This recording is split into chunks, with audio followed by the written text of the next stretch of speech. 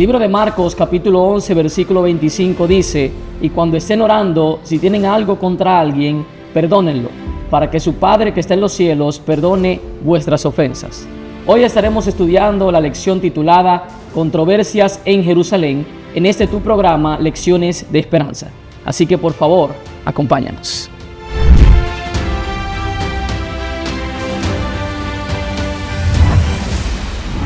Gracias por acompañarnos. Te invitamos a suscribirte en nuestro canal de YouTube Adventistas Sureste RD. Activa la campanita de notificaciones y comparte todos nuestros videos con tus seres queridos.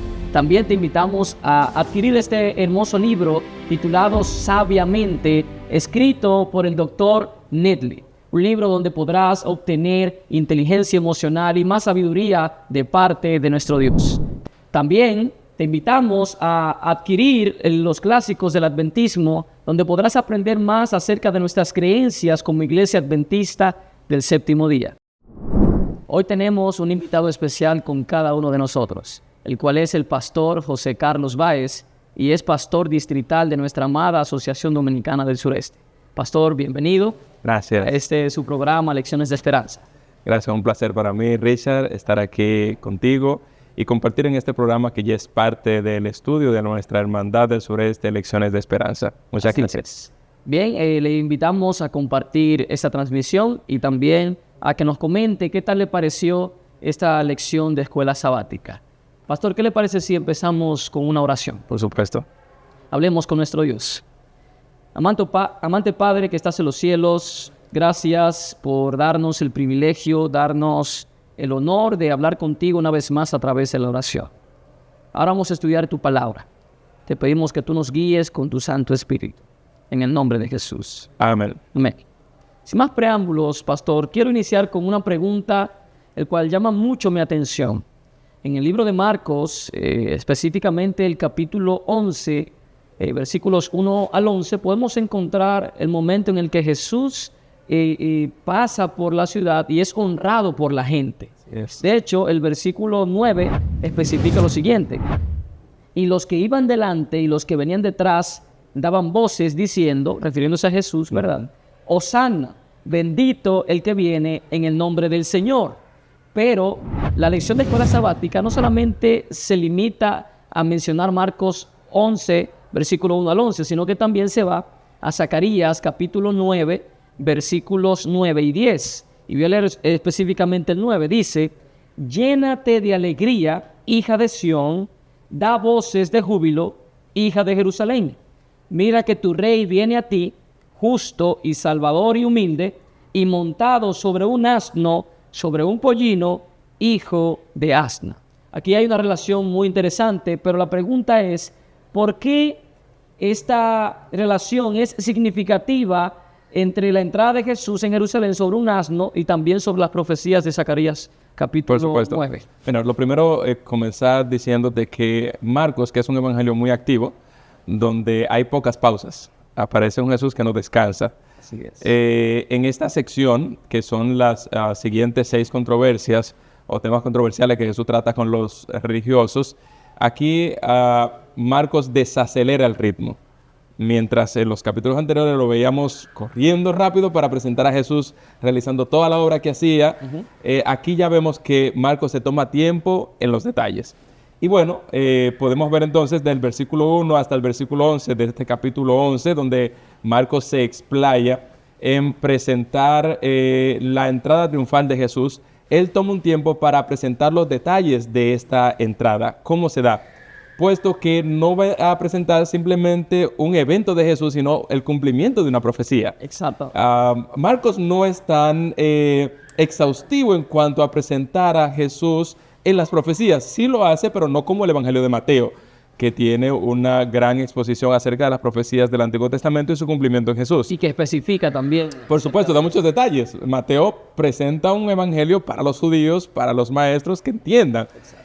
Pero Marcos aquí quiere dar a entender este tema sin ninguna duda. Y entonces Marcos estudia la profecía de Zacarías y dice que hay un cumplimiento demasiado amplio. Otra vez tenemos que leer el texto de Zacarías 9, 9 al 10. Alégrate mucho, hija de Sión. Da voces de júbilo, hija de Jerusalén. He aquí tu rey vendrá a ti, justo y salvador, humilde, cabalgando sobre un asno, sobre un pollino, hijo de asna. Entonces, Marcos sabe que ese evento se había cumplido. Cuando Marcos escribe, ya este evento se ha cumplido. Claro. Marcos dice, este evento encuentra total cumplimiento en Jesús y su entrada triunfal. Así que voy a presentar no solamente la entrada, sino cómo se da ese proceso. Jesús manda a buscar el pollino. Los discípulos van, buscan el pollino. Cuando lo están desatando, hay alguien que le dice, ¿qué ustedes hacen? No, Jesús nos mandó. Ellos dicen, bueno, si fue Jesús que les mandó, desátenlo, llévenlo. Jesús toma el pollino, lo monta y entonces entra. Cuando Jesús entra a Jerusalén, todo mundo, lleno de euforia, da voces, tiende sus mantos, palmas de victoria también, como un príncipe conquistador que estaba entrando a Jerusalén. Y entonces allí se da este elemento tan interesante y el cumplimiento de la profecía de Zacarías. Por esa razón, Marcos toma tiempo para presentar estos detalles que se dan en torno a este tema. Excelente. ¿Y qué nos enseña esto, pastor? Porque estamos viendo cómo se cumple una profecía, estamos viendo lo que pasó aquí entonces con Jesús, lo que el pueblo estaba haciendo para Jesús, pero ¿qué nosotros podemos aprender acerca de esta anécdota? Sí, mira, lo primero es saber que aunque el hecho de montar un pollino es un acto humilde, la profecía no habla de una persona que tiene una posición humilde, sino de un rey. He aquí tu rey viene. Es decir, Jesús cabalga en un pollino como un rey, dando a entender su posición de parte de Dios, es decir, su posición de realeza, pero lo hace en un pollino, para que la gente entienda que a pesar de ser un rey, él bajó, descendió como un ser humano mortal a morir por cada uno de nosotros, condescender, entendernos y estar con su pueblo. Entonces, ahí hay una gran lección para nosotros. Primero, entender que somos hijos de un rey. Somos hijos del Rey de Reyes y Señor de Señores, pero no podemos perder el elemento de la humildad, del servicio, de estar a disposición de los demás, de estar al alcance de los demás, que muchas veces perdemos de vista esa parte en el desarrollo de nuestra vida y de nuestro ministerio por la causa de Dios. Así es, pastor. Aquí vemos cómo Jesús se interesa, ¿verdad? Para mí eso es parte no solamente cumplimiento de esta profecía, sino que va directamente a darnos el mensaje de que el mismo Rey de Reyes denunció, ¿verdad?, a todo lo que estaba allá arriba para venir aquí a la tierra y entonces morir por nosotros. Pero siguiendo con el estudio, nosotros vemos en los versículos 12 al 14 que Jesús maldice una higuera. Vayamos directamente a la historia. Dice, versículo 12 al 14, capítulo 11 de Marcos: al día siguiente, cuando salieron de Betania, Jesús, dice la Biblia, tuvo hambre. Al ver de lejos una higuera con hojas, fue a ver si hallaba en ella algún higo, pero al llegar no encontró en ella más que hojas, pues no era el tiempo de los higos. Entonces Jesús le dijo a la higuera: que nadie vuelva a comer fruto de ti. Y sus discípulos lo oyeron. Pastor, ¿qué simbolismo se encuentra en la maldición de la higuera y la purificación del templo, y cómo se relacionan estos eventos? Porque más adelante presenta entre los versículos 15 al 19 lo que Jesús presenta acerca de la purificación del templo. Pero ¿qué relación hay entre estas dos partes? Porque realmente a simple vista uno no puede encontrar algo similar. Una ¿verdad? relación. Exacto, una relación. Entonces, ¿qué conexión y qué podemos sí, encontrar? mira, esta es uno de los relatos sándwich de Marcos. Partiendo por ahí ya podemos entender que son actividades como divorciadas, pero que el autor las utiliza para presentar la lección. Por ejemplo, en esta historia la higuera y el templo están en paralelo. Jesús maldice a la higuera, pero purifica el templo. Es decir, si bien las historias no parecen tener relación, tienen la relación del hecho de algo que no tiene ningún fruto. En el templo tampoco se estaba dando ninguno, pero el templo tiene un gran simbolismo histórico para los judíos. Dicho sea de paso, Ageo profetiza que Jesús llegaría a su templo y lo purificaría también.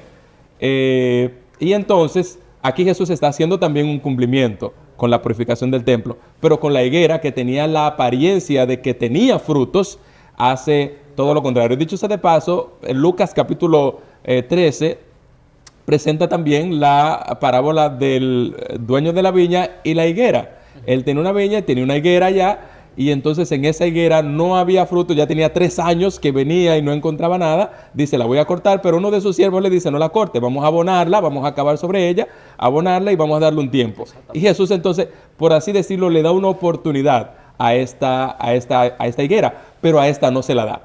A esta simplemente la maldice. Entonces, en estos dos relatos hay una historia sándwich. Me gustaría entonces que hagamos un poco que veamos los ecos del Antiguo Testamento acerca de la purificación del templo. Número 1, Isaías presenta que el templo tenía que ser casa de oración. Si vamos a Isaías capítulo 56, versículo 7, dice lo siguiente: yo los llevaré a mi santo monte y los recrearé en mi casa de oración. Sus holocaustos y sus sacrificios serán aceptos sobre mi altar, porque mi casa será llamada casa de oración para todos los pueblos. Ese era el propósito del templo, ser una casa de oración, una casa de refugio donde la gente se encontrara con Dios.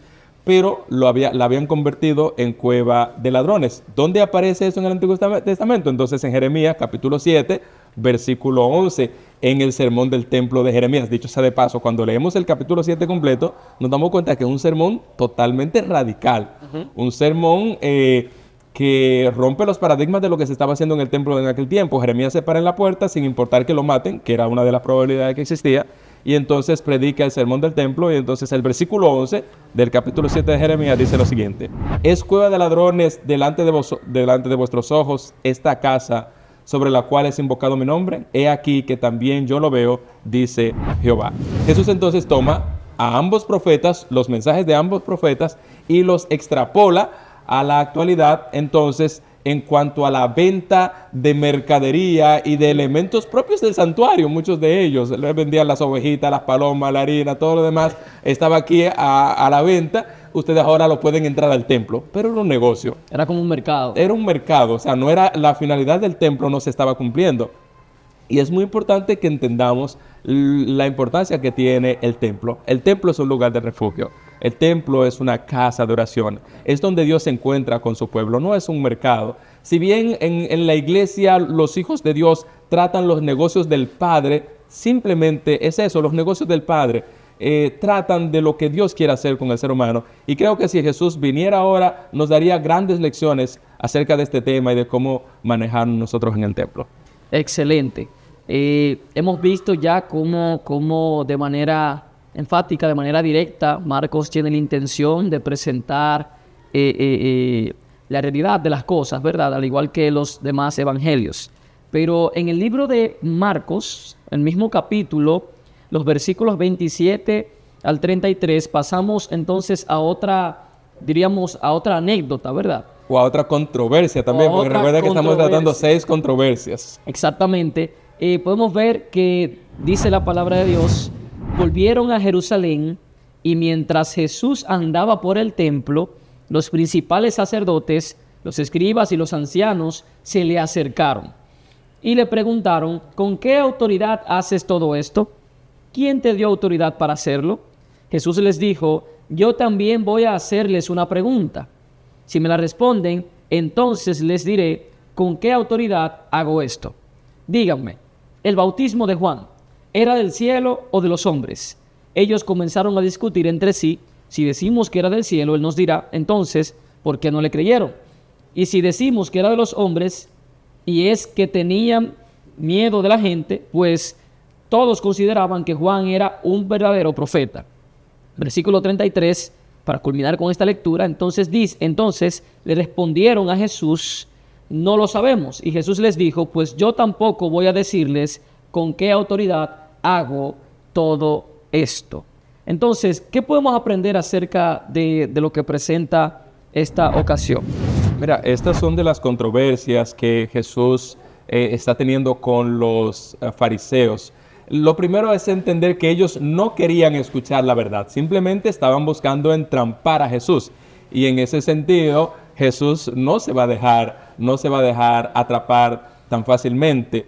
Por lo tanto, ellos querían entramparlo, Si Jesús le dice lo siguiente, vamos, supongamos que Jesús le diga, mi autoridad viene de Dios, mi autoridad viene de Dios. Ellos van a decir, tú eres un carpintero, hijo de María, hijo de José, como del cielo, como de Dios. Exacto. No le van a creer.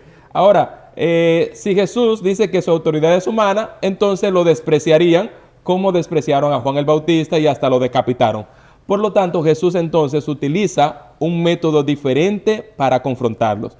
Y entonces presenta la historia de Juan el Bautista. ¿De dónde era su mensaje? ¿De los hombres o de Dios? Y entonces, en vez de darle una respuesta directa, Jesús utiliza esta parte. Lo bueno es que entendamos lo siguiente. Todo esto gira en torno a lo que Jesús había hecho el día anterior, que era la purificación del templo, ¿no? Había atentado contra el status quo de los sacerdotes, de los líderes, de los representantes del pueblo, y ellos necesitaban buscar la forma de cómo parar a Jesús, de cómo parar a este enemigo del status quo que ellos allí habían implantado. Así que eso básicamente es lo que vemos a Jesús haciendo en esta parte. Una parte fundamental que Jesús sigue utilizando, pero ya en el versículo 1, de los versículos 1 hasta el 12, es que Jesús presenta la parábola de una viña y su dueño. Este dueño había trabajado en su viña, la había limpiado bien, es lo que dice Jesús cuando introduce esto en el capítulo 12, versículo 1 hasta el 12. Y ahora busca unos trabajadores para que se la cuiden. Y el dueño se va a trabajar en otros asuntos, ¿no? Ahora, cuando el dueño dice, bueno, ya ha pasado un tiempo, necesito recoger el dinero de la producción, manda un siervo y ellos golpean al siervo y le dicen, váyase que aquí no hay nada para su amo. Él manda a otros siervos, a estos lo golpean también, luego manda a otros siervos, a estos lo matan. Dice, bueno, esta gente no tiene respeto por ningún siervo que mande, voy a enviar a mi hijo, a este lo van a respetar. Lamentablemente vemos que cuando manda al hijo lo matan.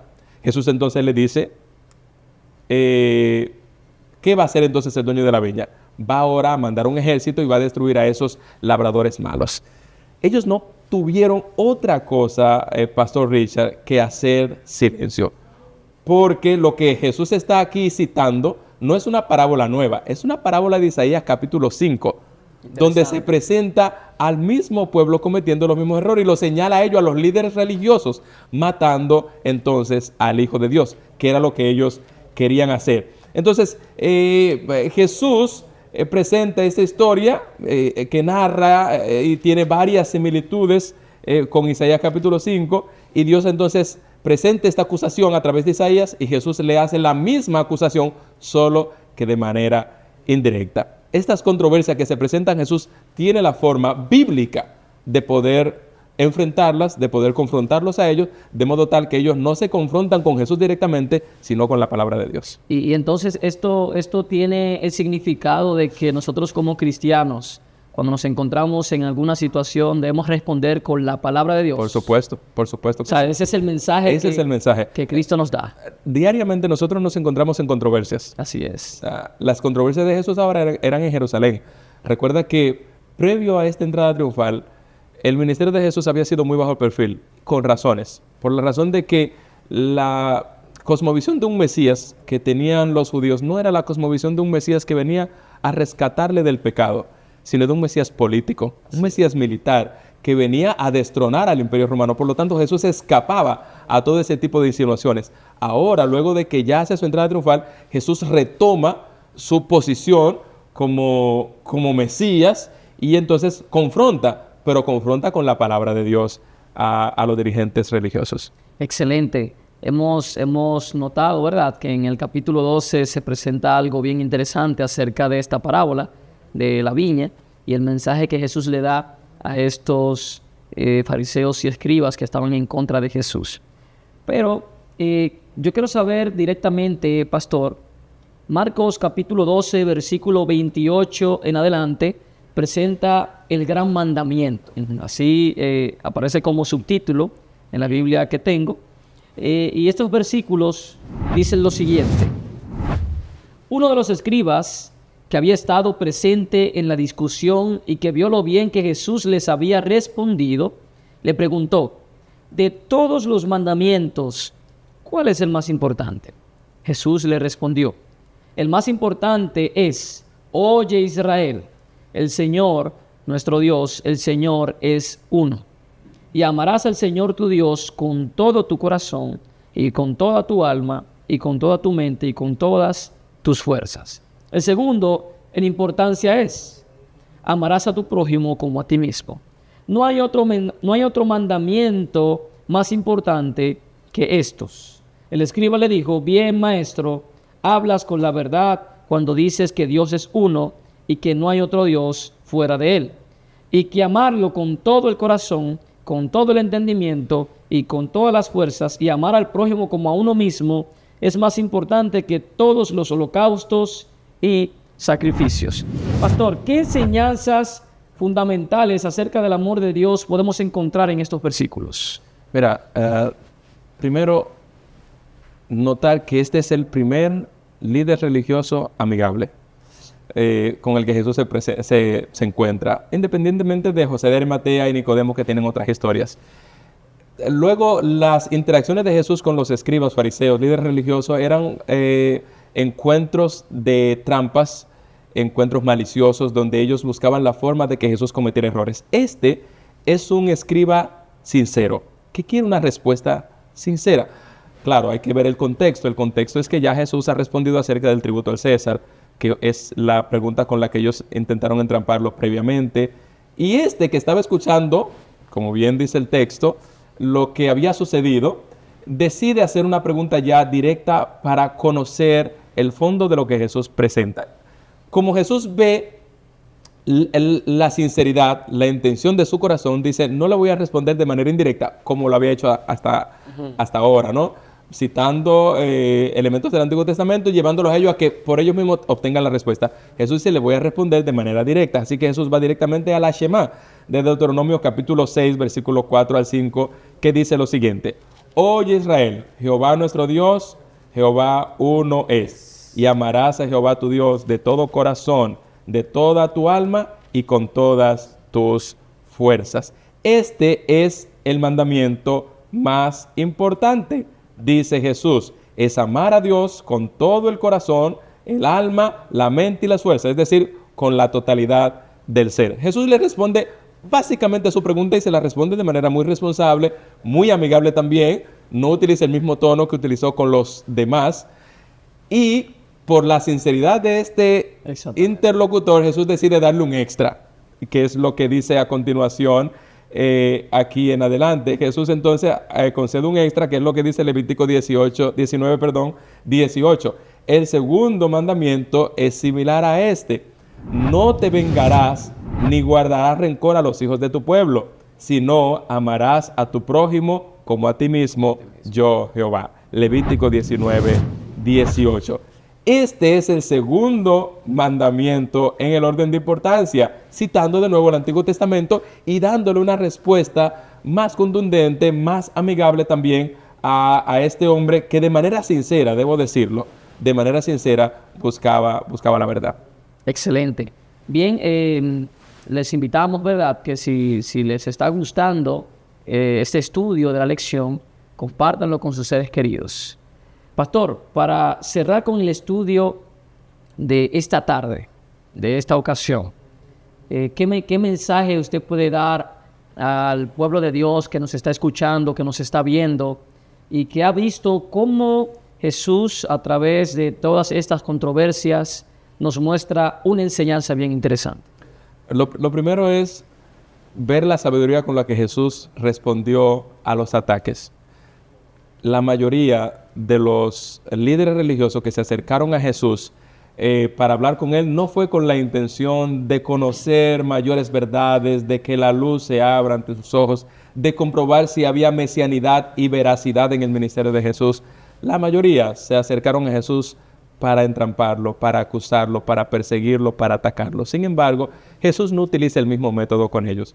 Jesús les respondió a la altura de lo que se espera de un creyente. ¿Cómo lo haríamos nosotros? Entonces, tenemos el ejemplo de Jesús.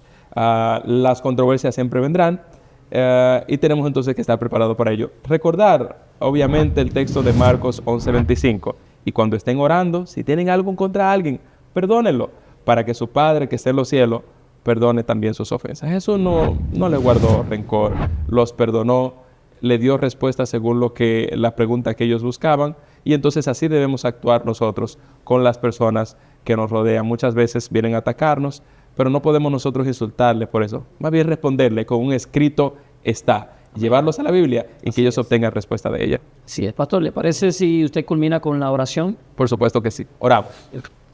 Padre Celestial, gracias por tu amor, gracias por tu bondad y por tu misericordia. Hemos estudiado tu palabra con el fin de llevar una enseñanza a tu pueblo. Jesús se encontró con cada una de estas controversias y a todas ellas le dio respuestas bíblicas. Respuestas que emanaban de su corazón, Señor.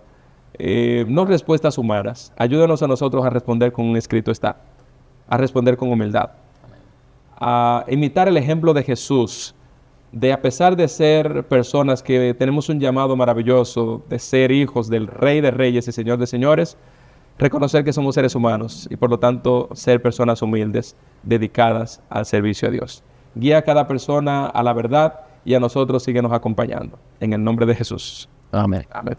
Pastor, muchas gracias por estar con nosotros. Amén. Estudiando esta lección bien interesante titulada Controversias en Jerusalén.